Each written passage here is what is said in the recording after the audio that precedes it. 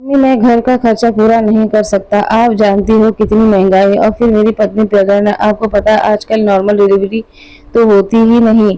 मुझे अपनी पत्नी की डिलीवरी के लिए बहुत सारे पैसे इकट्ठा करने हैं। फिर बच्चा पैदा हो जाने के बाद में भी 100 खर्चे निकल आते हैं। और आपका जितना कर सकता हूँ कर दिया। अब मैं अपनी तरफ से माफ़ी मांगना चाहता हूँ।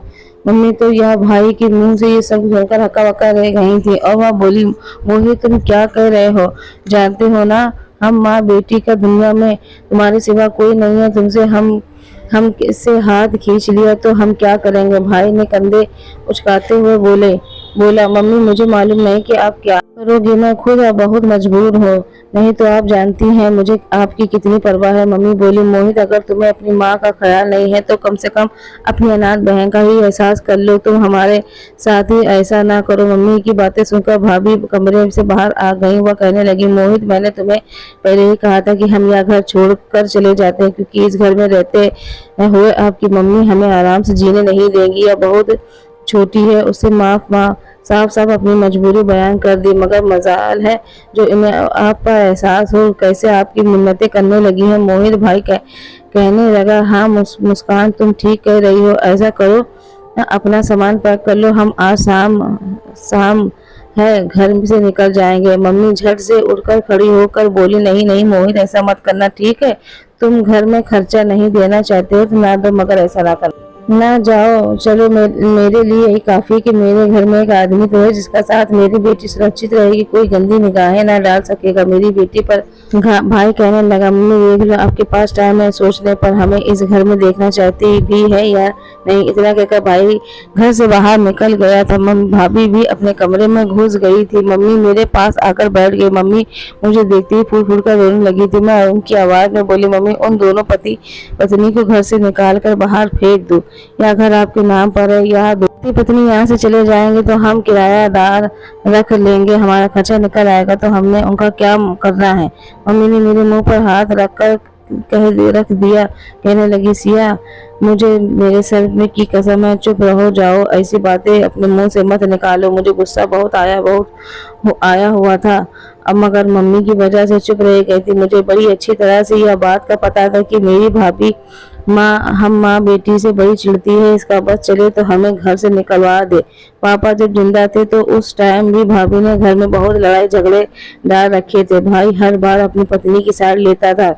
तब पापा कहते थे कि मेरे बाद तुम दोनों का क्या होगा। मुझे तो नहीं लगता कि यह दोनों पति पत्नी तुम लोगों को ज्यादा दिन तक बर्दाश्त कर पाएंगे। पापा बड़े भविष्य जानकार आदमी थे। शायद उनकी पहले ही अपनी मौत का पता हो चुका था। यह भी पता चल गया था उनके बाद हमारे साथ क्या सलूक होगा। पापा की मृत्यु को 1 साल ही हुआ था कि भाई ने हमसे अपनी आंखें फेर ली थी। उन्होंने मम्मी का इलाज के लिए पैसे देना बंद कर दिए थे। मेरी मम्मी का शुगर पेशेंट थी और उसके थायराइड भी था। उन्हें रोज दवाई खानी होती थी। मगर जब भाई ने पैसे देने से हाथ खींच लिया तो मम्मी ने दवाई खाना ही भी छोड़ दी। उनकी वजह से मम्मी की तबीयत बहुत खराब होने लगी थी। वह दिन ब दिन कमजोर होती जा रही थी। उनकी हालत देखकर मेरा दिल खून के आंसू रोता था। मगर मैं अपनी मम्मी के लिए कुछ भी नहीं करने के लिए तैयार थी। भाई ने तो पहले ही अपनी आंखें मूंद ली थी और अब हमारे खाने पीने का खर्च में भी परहेज कर रहा था। साफ शब्दों में कहो तो यह सब अपना चूल्हा चौका भी अलग करना चाहता था। अपनी विधवा माँ और अनाथ बहन जिनका कमाने वाला कोई नहीं था। भाई हमारा एक सहारा था। हमारी मम्मी बेहद परेशान थी। वह चुपचाप आंसू बहाए चली जा रही थी। मैंने उसको बार बार दिलासा देती रही, मगर मेरे हर दिलासे पर वह मुझसे यही सवाल करती थी कि हमारा क्या होगा, हमारे खाने पीने का इंतजाम कहाँ से होगा। मैं भी चुप कर जाती थी क्योंकि मम्मी के सवालों के जवाब मेरे पास भी नहीं थे। चुप होकर माँ बेटी अपने ही परेशान हो शानी में खो गई। जब भाभी अपने कमरे से बाहर निकल आई और बड़े रोब से बोली, आज किचन में कोई जाएगा या नहीं? ऐसा लगता है किसी की मैयत पड़ी है वहाँ यहाँ पर जिसका शोक मनाया जा रहा है। उसको पता भी था कि मैं प्रेग्नेंट हूँ। 6 महीना लग चुका था। इन दिनों में औरतों को वैसे भी भूख बहुत कम लगती है और तुम माँ बेटी कम चोरी करके यहाँ बैठी हुई। किचन में जाओ, कुछ खाने पीने के लिए बनाओ, मेरा जी घबरा रहा है। मम्मी ने भाभी की बात सुनी तो झट से उठ कर बैठ गई। मैंने मम्मी का हाथ पकड़कर उन्हें रोकने की कोशिश की थी। मैं बोली, भाभी जब हमने कुछ खाना ही नहीं है तो हम पकाकर क्या करना है? हमारे पास तो ना पैसे हैं जिसके लिए सब्जी भी ले आए और ना ही गेहूं जिसे अपने लिए रोटी बना सके। एक भाई सहारा था, वह भी आपने छीन लिया। अब हम किचन में जाकर क्या करेंगे? आप अपने लिए और अपने पति के लिए खाना बनाएं और खाइए, हमें तंग ना करें। भाभी बोली, सिया तुम बहुत ही बदतमीज हो और बेशर्म हो गई हो। अगले घर जाकर तुम क्या करोगी? मुझे लगता है तुम बहुत ज्यादा डिवोर्स लेकर हमारे सर पर आ बैठोगी। मैं बोली, पता नहीं मैं ज्यादा बदतमीज हूँ या आप इतनी बेशर्म हो। अपने किस तरह एक माँ के उसके कलेजा का टुकड़ा उसका बेटा छीन लिया। उस टाइम से डरिए जब भगवान आपको कोर्ट में एक आपकी औलाद छीन लेगा। मेरी कैंची जैसी जुबान को अचानक भाई ने तड़प से रोक लिया। मुझे मालूम था कि भाई घर आ चुका। उसने जब मेरे शब्द सुने तो वह खुद पर काबू न रख पाया और आते ही मेरे मुंह पर थप्पड़ जड़ दिया। मैं तो थप्पड़ कांपने लगी थी, लेकिन क्योंकि आज तक मुझ पर किसी ने हाथ नहीं उठाया था। मैं भागते हुए कमरे में चली गई। मम्मी मेरे पीछे आ गई थी। मम्मी बहुत गुस्से में लग रही थी। वह कहने लगी, सिया मुझे शर्म आनी चाहिए, तुम्हें इस तरह के शब्द अपने मुंह से निकाल दिए क्योंकि तुमने मेरे पति को श्राप दी। तुम्हारी कोई भी शिकवा शिकायत थी तो भाभी से कह लेती। उसे मम्मी मासूम जान से तो कुछ ना किया था, जो उसी इस दुनिया में आया भी नहीं था। तुम उसको बस दुआओं देने लगी। मैं बहुत ज्यादा डर गई थी। मैं भागकर मम्मी के गले लग गई और फूट फूट कर रोने लगी थी। मैं बोली, मम्मी मुझे पता नहीं चला मेरे मुंह से ये सब कैसे निकल गया। मेरा मतलब यह नहीं था। उस छोटे से बच्चे को बुआ देना नहीं चाहती थी। मैं तो भाभी को भगवान के प्रकोप से बचा रही थी कि वह डर जाए और हमारे साथ ऐसा रवैया न रखे। उसको तो पता है कि उन्होंने ही भाई को हमारे खिलाफ किया है। मैं चाहती हूँ जैसे उन्होंने भाई के हम सब से अलग किया है, इसी तरह भाई का दिल हमारी तरफ से साफ हो जाए। मुझे कहाँ पता था कि जरा सी बात का पतंगड़ बन जाएगा। मम्मी तो पहले ही बहुत दुखी थी, आज वह मेरे गले लग कर रोती रही थी। इतने में भाई कमरे में आ गया और कहने लगा, मम्मी अगर यह रोना धोना खत्म हो गया तो किचन में चली जाए। मेरी पत्नी को भूख लगी है, उसके लिए खाना बना दो। मम्मी ने जल्दी से आंसू पोंछे और कहने लगी, हाँ हाँ मोहित तू फिक्र ना करो, मैं किचन में जाती हूँ। मम्मी मुझे छोड़कर कमरे में बाहर चले गए। मुझे लगा शायद उन लोगों का दिल मोम हो गया हो। जो बात है कि खाना मम्मी ही बनाएंगी। उसका यही मतलब था कि खाना 4 लोगों के लिए नहीं बल्कि 2 लोगों के लिए ही बनेगा। रो रो कर मेरे भी सर में दर्द हो गया था और जोरों से भूख लगी थी। मैं कमरे के अंदर अंधेरा करके लेटी हुई थी। बाहर जाने में डर लग रहा था। मुझे यही डर था कि कहीं भाई मुझे फिर से ना मारने लगे। मुझे मम्मी का इंतजार था, वह कब मेरे कमरे में आएगी और मुझे आकर खाना देगी। यूं ही इंतजार करते करते रात हो गई। जब मम्मी कमरे में आए तो मैं जल्दी से उठकर बैठी और मगर यह देखकर तंग रह गई थी। मम्मी के हाथ में तो थाली थी। मैं बोली, मेरा खाना कहाँ है? मम्मी की आंखों में आंसू आ गए थे। वो कहने लगी, बेटा सारा दिन मजदूरी करती हूँ, किचन में खाना तो नहीं मुझे मिला, काम तुम्हें कहाँ से मिल जाएगा? इतना काम तो अगर मैं किसी के घर किचन में जाकर करती तब भी वह 2 रोटी सब्जी का कटोरी से जरूर देता। मगर अपने लोग है ना, तुम जानती हो ना, हम अपनों के सब अमीर ज़्यादा हुए होते हैं। और उठकर मम्मी के पास आ गई थी। मैं बोली, मम्मी आपको भूख लगी है? मम्मी ने सर हिला दिया। यह देखकर मेरा कलेजा ही फटकर रह गया था।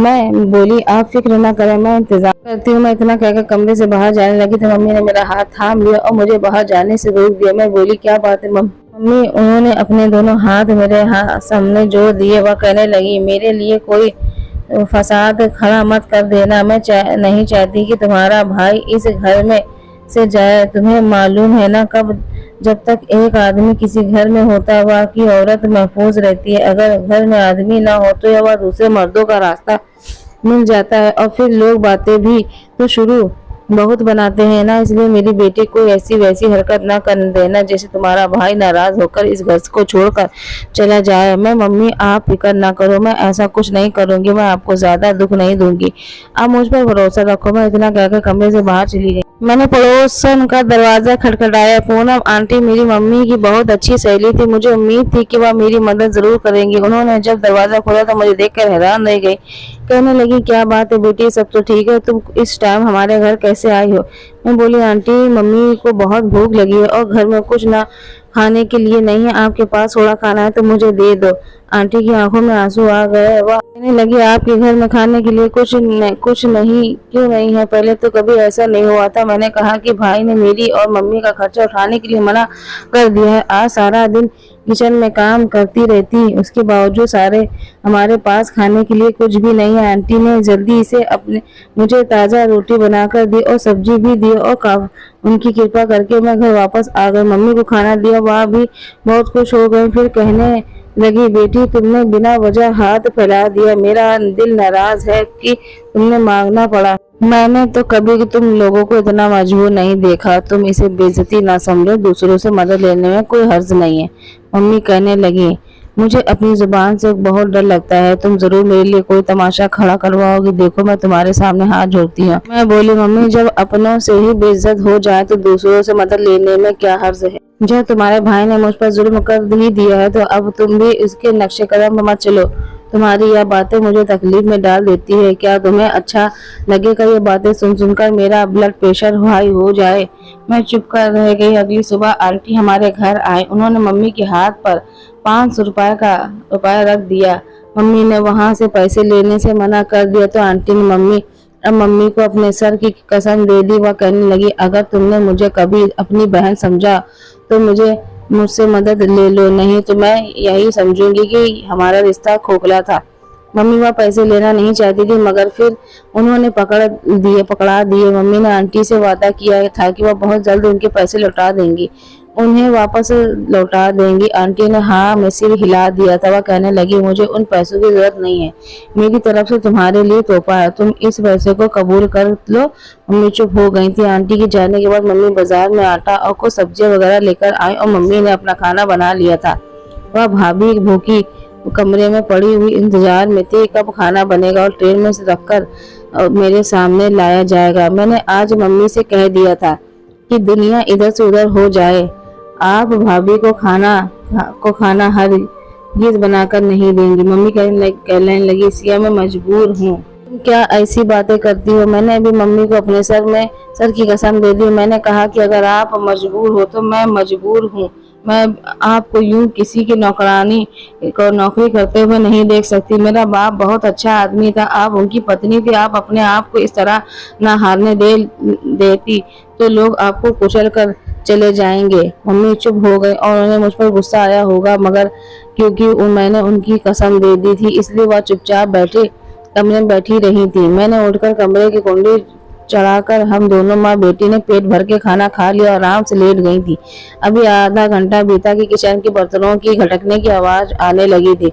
फिर भाभी ने आकर अपने दरवाजों को पीटना शुरू कर दिया। वह कहने लगी जल्दी करो, दरवाजा खोलो। तुम दोनों माँ बेटी सुबह से किचन में क्या कर रही हो? आज जो मैं खाना देखने गई तो वहाँ कुछ भी नहीं पड़ा हुआ था। तुम मुझ अपने कमरे की तलाशी दो। मैं कहने लगी कि मेरी दोस्त ने मुझे पैसे दिए तो उसने मैं अपने लिए सब्जी वगैरह लाई थी, वह हमने बनाकर खा लीजिए। तुम भी अपने पति की लाई हुई कमाई से खा लो। भाभी कहने लगी आप लोगों को पता है ना मेरी हालत ऐसी है, मैं काम नहीं करूंगी। फिर मुझसे किस चीज की जिद लगाई है? मैं भी बोली अगर आपकी हालत ऐसी है तो काम नहीं कर सकती तो आपको नहीं लगता कि आपको इस हालत में भगवान से डरना चाहिए? मम्मी ने मुझे चुप करने का इशारा किया तो मैं जाकर चुप लेट गई थी। भाभी ने जल्दी से भाई को फोन करके घर बुला लिया। वह भाई भी हमारा दरवाजा पीट रहा था। कहने लगा मम्मी जल्दी से कमरे से बाहर आ जाओ, मेरी तरफ देख रही थी। मैंने नाम में सिर हिला दिया, आप दरवाजा मत खोलिएगा। मगर भाई ने इस तरह शोर मचा डाला मम्मी को मजबूरन दरवाजा खोलना पड़ गया था। मम्मी ने जैसे ही दरवाजा खोला भाई गुस्से में कमरे में आया और मेरे मुंह पर थप्पड़ मारा। कहने लगा मुझे पता है कि मेरी माँ तू ऐसी औरत है नहीं वह अपनी बहू के साथ जिद करे। तुमने ही मेरी माँ को बहकाया है। मैं तुम्हें समझा रहा हूँ कि घर में फसाद मत करो, नहीं तो किसी भी राह चलते आदमी के साथ तुम्हारी शादी करके इस घर से निकाल दूंगा। आज भाई ने थप्पड़ मारा तो मैं अपने होश खो बैठी थी। मैं गुस्से में बोली आपको शर्म आनी चाहिए, अपनी पत्नी के नीचे लग गए और अब आपको तो अपनी जिम्मेदारी का एहसास ही नहीं रहा। क्या कोई इतना अंधा भी होता है कि बाप के मरने के बाद माँ के मुंह से रोटी का निवाला भी छीन ले? इससे तो अच्छा है कि आप यह घर छोड़कर चले जाते, मगर आप में तो इतनी शर्म ही नहीं है कि आप तो बेशर्म है। मेरी यह बात सुनकर भाई ने एक बार फिर मुझे थप्पड़ मारा था जबकि माँ चुपचाप खड़ी तमाशा देख रही थी। मैं गुस्से से बोली मम्मी आप मेरे हक में क्यों नहीं बोलती? लगता है आप भी अपने बेटे के साथ मिली हुई हैं। मुझे घर से नहीं नहीं रहना। इतना कहकर मैं इतना छोटा बैग निकाल कर घर से बाहर निकल गई थी। मैं रोती जा रही थी, सड़क पर चलती जा रही थी। मेरे पीछे ही मुझे किसी कदमों की चाप सुनाई दी थी। मैंने पीछे मुड़कर देखा तो मम्मी आ रही थी। वह भी रो रही थी। कहने लगी, देखा ना, वह वही हो गया जिसका मुझे डर था। अब हम दोनों बेघर हो गए, हम कहाँ जाएंगे। मैंने कहा, आपको मेरे पीछे आने का क्या जरूरत थी। घर जो आप छोड़कर आई हैं वो आपके पति का है। वह मरने से पहले आपके नाम पर लगा गए थे। आपको घर से निकाल दे वो आप अपने घर में जाकर बैठे, वहाँ जहाँ मर्जी जाए चली जाओ। मम्मी कहने लगी, मैं जवान बेटी को यूं अकेला नहीं छोड़ सकती। मुझे बताओ तुम कहाँ जाने का इरादा रखती हो। मैंने जवाब नहीं दिया तो मम्मी रोने लगी। कहने लगी, भगवान इस जिंदगी से तो अच्छा है कि तू मुझे मौत दे दे। मम्मी की बात सुनकर मेरा दिल दुख दुख हो गया था, इसलिए मैंने जल्दी से मम्मी का हाथ पकड़ लिया और बोली, ऐसी बातें ना करो, आपको भगवान का वास्ता है। फिर मम्मी कहने लगी, अच्छा तुम मुझे बताओ कहाँ जाने का इरादा है। मैं मम्मी से बोली, मैं मौसी के घर जा रही हूँ। मेरी बात सुनकर मम्मी के शब्दों पर मुस्कुराहट उभर गए। कहने लगी, मैं इतनी गमों से उलझी थी कि सब अपनी बहन का ख्याल ही नहीं आया। चलो, कृपा है कि तुम उस घर जा रही हो, वो अच्छी औरत है, अब हमें अपने घर की जगह दे देगी। हम बस दोनों माँ बेटी मौसी के घर पर ही रहेंगे। मेरी मौसी दूसरे शहर में रहती है, वह बहुत ही अच्छी थी। हम उनके घर जाकर अपने सारे समस्या बता देंगे। मौसी ने हमें खुले दिल से अपने घर में जगह दे दी थी। मौसी ने भी अच्छा इंसान था, उसने भी हमारे जाने पर किसी तरह का एतराज नहीं किया था, बल्कि वह तो कह रही थी, आप लोगों का घर है, जिस तरह चाहो मर्जी से रहो, चाहे मर्जी खाओ पियो। मौसी एक नर्स थी, वह सुबह सवेरे ही घर से निकल जाया करती थी और फिर घर के काम के लिए तो उन्होंने नौकर रखे हुए थे। यहाँ से मैं मम्मी बहुत चैन से रहते थे। हम यहाँ आए हुए 2 हफ्ते हुए थे कि जब मौसी की अचानक तबीयत बिगड़ने लगी। मम्मी उनकी वजह से बहुत परेशान हो गई थी। मौसी ने कहा कि परेशान होने की जरूरत नहीं है, मौसी बुखार जल्दी उतर जाएगा। मगर मौसी की इस बात की परेशानी थी कि उन दिनों अस्पताल में बहुत भीड़ था और उन्हें छुट्टी नहीं मिल रही थी। डॉक्टर ने कह दिया था कि अगर आप अपनी छुट्टी की तो समझ इस नौकरी से हाथ धो बैठोगी। मौसी इतनी नौकरी नहीं छोड़ना चाहती थी क्योंकि उनकी कोई भी औलाद नहीं थी। वह कहती थी कि अस्पताल जाती हूँ तो मेरा दिल लगा रहता है, घर में रहकर तो मैं दीवारों को ताकती रह जाती हूँ, मैं पागल हो जाऊंगी। परेशान थी कि अब क्या होगा। तब मैंने कहा कि अगर आप मुझे बोले तो मैं आपकी जगह पर अस्पताल चली जाया करूंगी।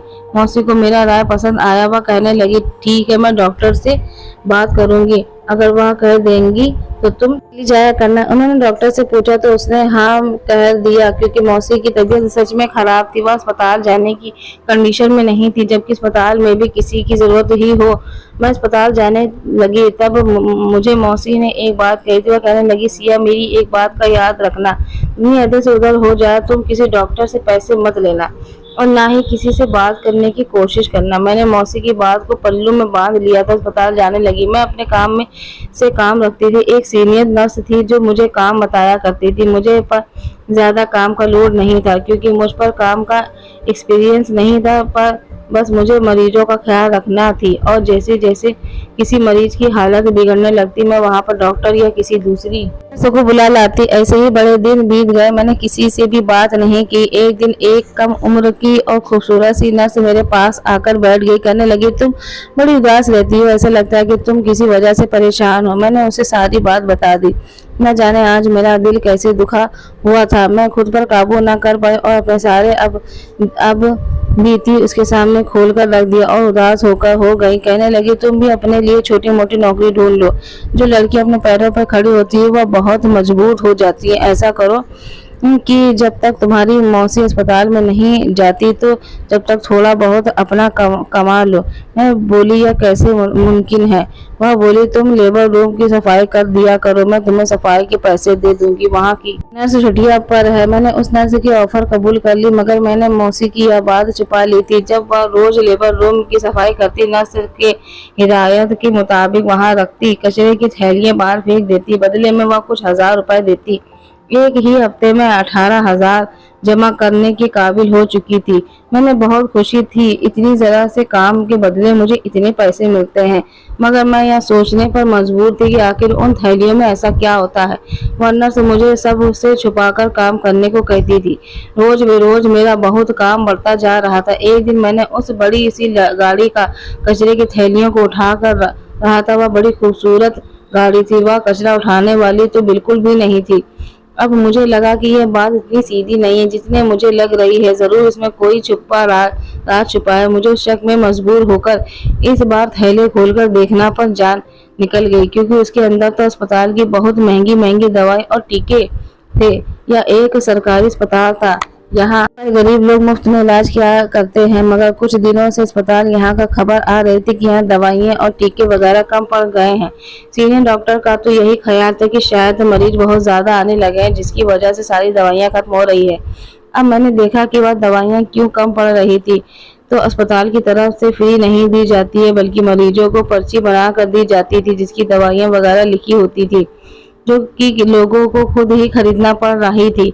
अब मैं सारा खेल समझ गई थी। नर्स मुझसे गैर कानूनी काम करवा रही थी, वह दवाई और इंजेक्शन बाहर भिजवा देती थी, जो एक गाड़ी ले जाती थी। यकीनन यह दवाई किसी दूसरी जगह पर बेच दी जाती हो, लाखों रुपए कमा जा रहे थे। उस वजह से बहुत से गरीब लोगों की परेशानी का सामना कर पड़ रहा था।